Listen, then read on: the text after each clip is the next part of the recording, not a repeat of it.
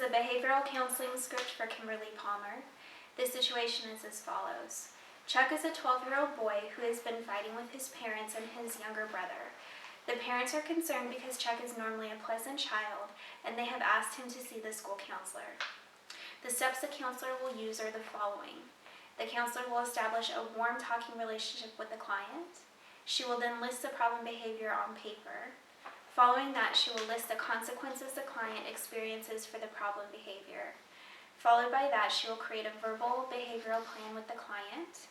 She will then obtain a verbal commitment from the student to try the new behavior to alter the consequence. She will then schedule a follow-up visit to evaluate the behavioral plan and to add to it as necessary.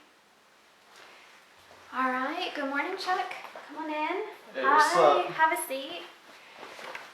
All right, so Chuck, my name is Mrs. Palmer, and I'm one of the school counselors here, and we haven't had a chance really to meet, so I thought I'd call you in today and just get to know you a little bit, see how you're doing. So how are you today?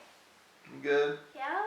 What did I call you out of? What were you doing in school? Or Math. Math? Okay. What subjects are you guys learning? Algebra. Oh, do you like algebra? It's alright. Yeah? It was always a hard one for me, but when I could figure it out, I was always really excited. Felt like an accomplishment. What do you enjoy in school? Just kicking it with my buddies. Yeah.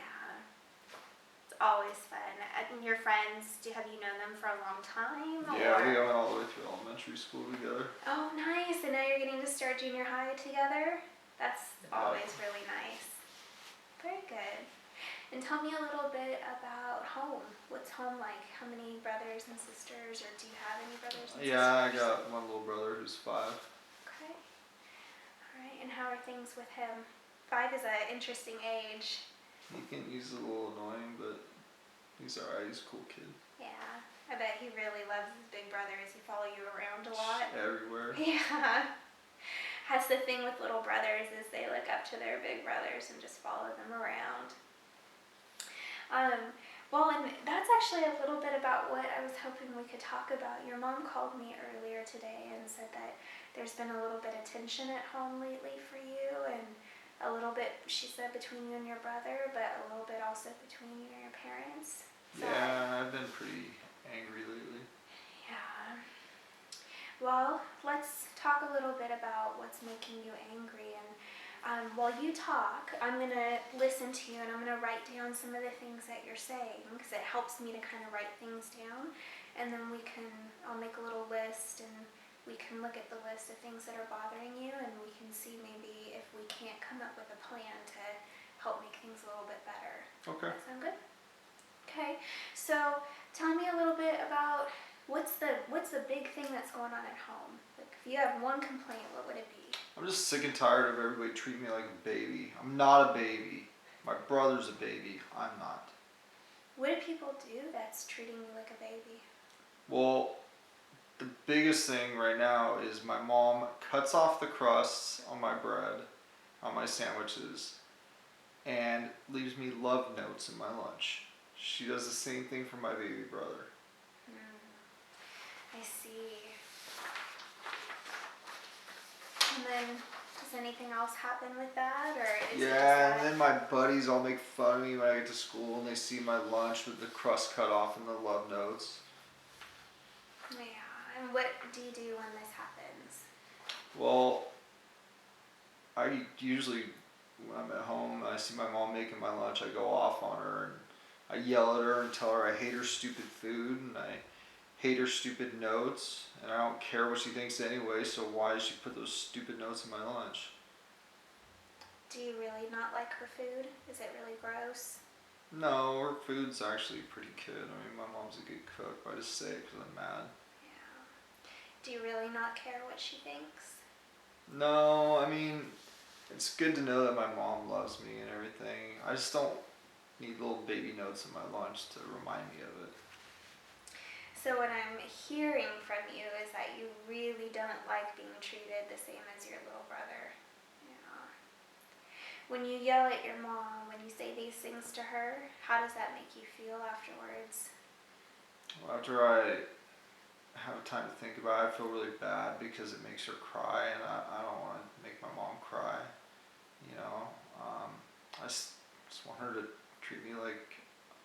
12 and not like I'm 5. And then on top of it, I usually get in big trouble for going off on her like that. And I don't want to be punished and not be able to do the things I like to do. Yeah. All right, well, let's stop right there really quickly because I made some notes and let's just check and make sure that I have everything down.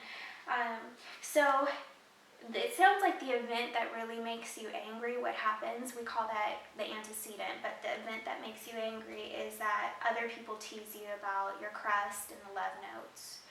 Is that about right? And then what you do in response to that is you go home and yell at your mom. And then as a consequence or a result of that, I hear you say that you feel really badly about how you make your mom feel. And then I also hear you say that you don't like being punished. Yep. That all sounds about right? Yep, pretty much. All right. Well, let's look at this list that I made and let's come up with a plan about how we can maybe make things a little bit better for you. Does that sound good?